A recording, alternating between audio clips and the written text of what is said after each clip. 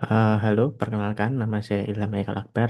Hari ini saya akan eh, memberikan paparan tentang analisis 10 Type of Innovation untuk mata kuliah Digital Innovative Entrepreneurship dengan dosen Bapak Joko Suharyanto, SEM CPOD. Baik, akan saya mulai.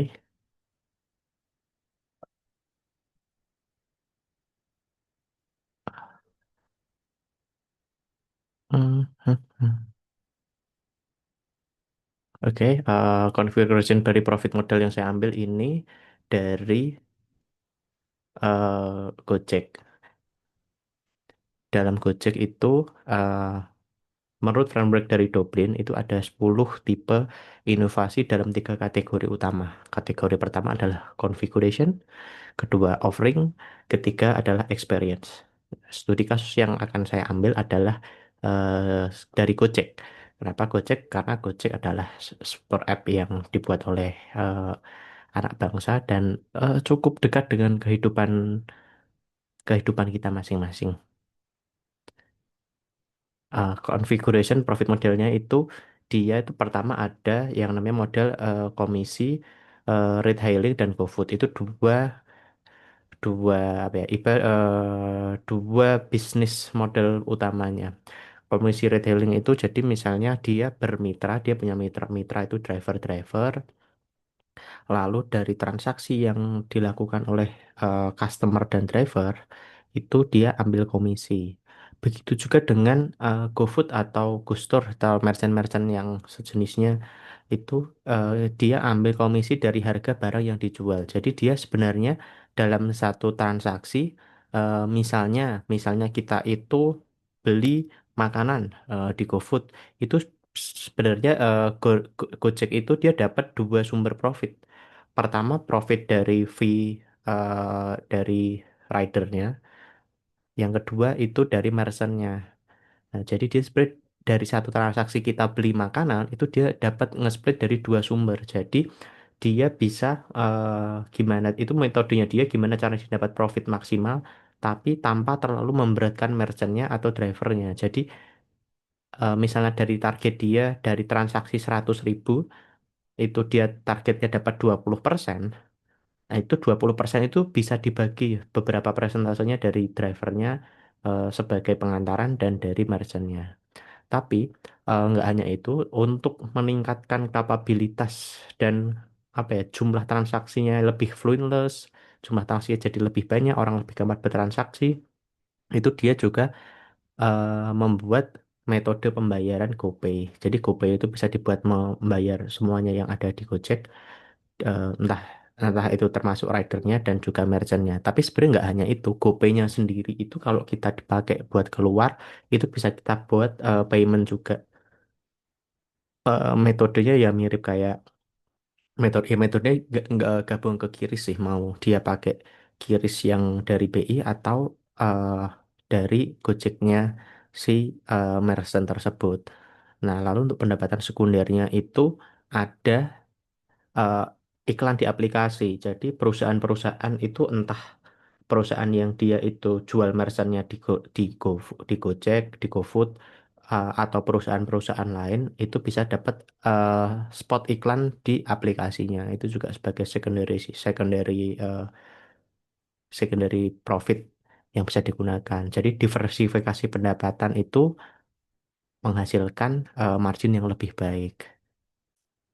Nah, lalu untuk networknya masih di part configuration, itu ekosistem dari driver ya, merchant, mitra logistik, bank, dan perusahaan keuangan lainnya itu dalam satu jaringan.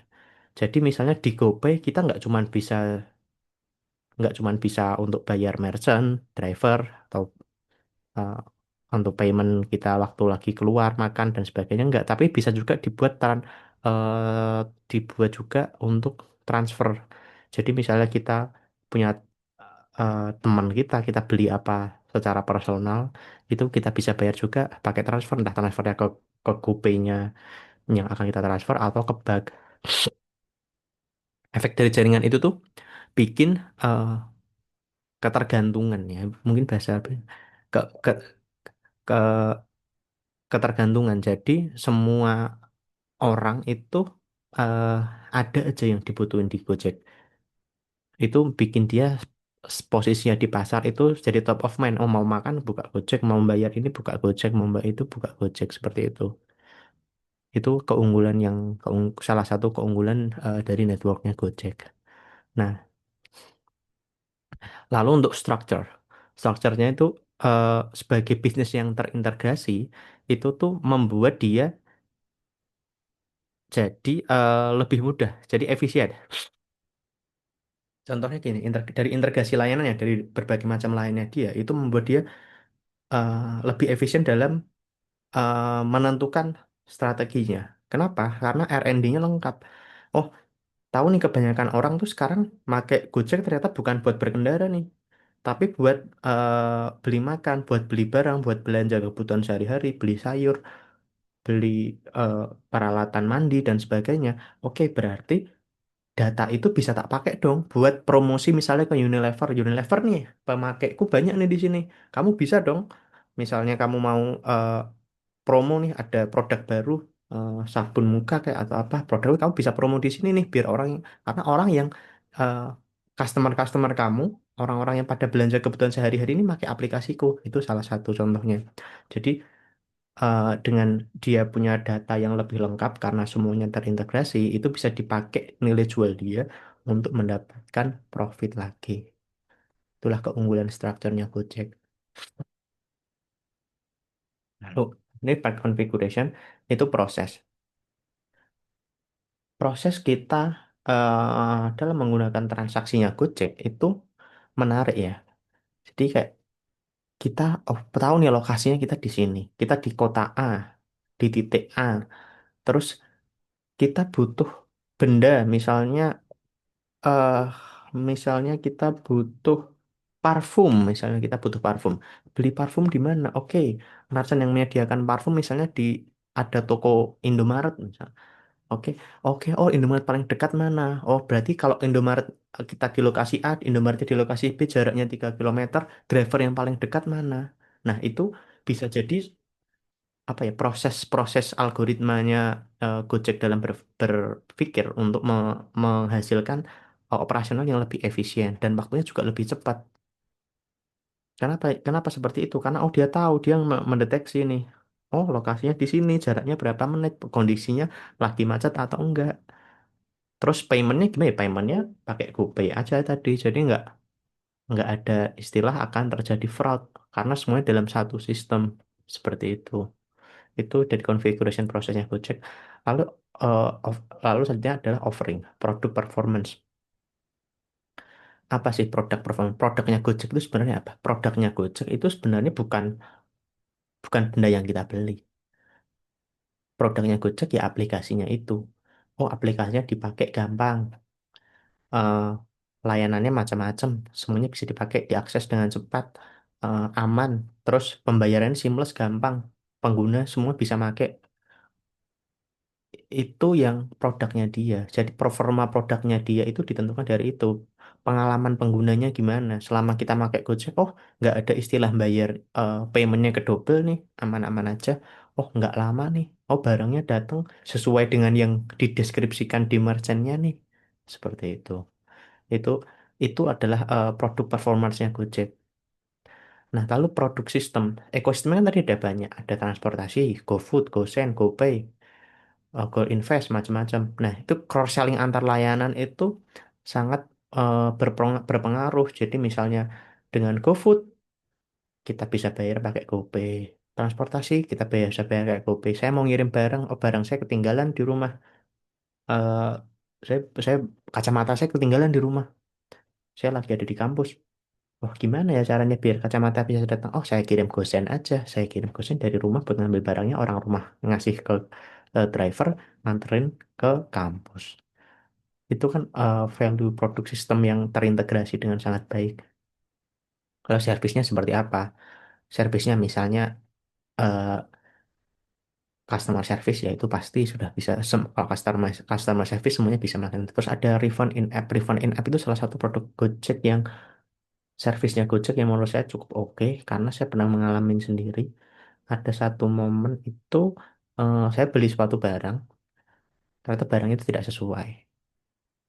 Eh, saya beli makanan waktu itu seafood, kebetulan saya alergi kepiting.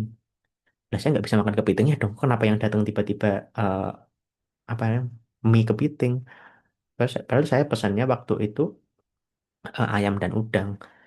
Ya udah dong, saya foto, saya liatin dari ordernya apa, saya kirim ke aplikasinya Perfect, uangnya balik, itu di refund.